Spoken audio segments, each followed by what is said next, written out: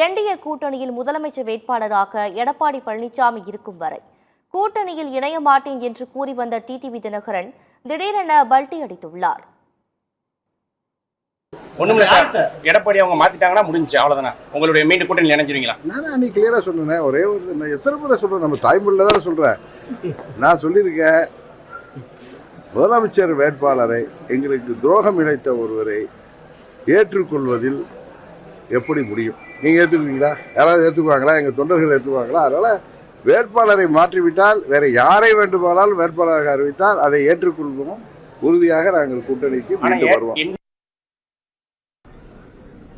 பங்காளி சண்டையெல்லாம் தூக்கி ஓரமாக வைத்துவிட்டு விட்டுக் கொடுப்பவர்கள் என்றைக்கும் கெட்டுப்போவதில்லை என்கிற சான்றோர் மொழிக்கு ஏற்ப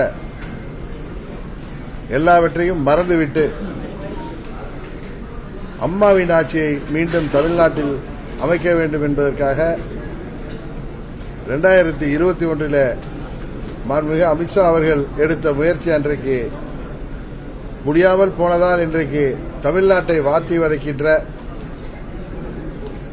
திராவிட மாடல் என்கிற பெயரில் நடக்கின்ற இந்த திராவக மாடல் ஆட்சி, கஞ்சா மாடல் ஆட்சியை முடிவுக்கு கொண்டு வருவதற்காக மீண்டும் நாங்கள் என்டிஏவில் இணைந்திருக்கோம்.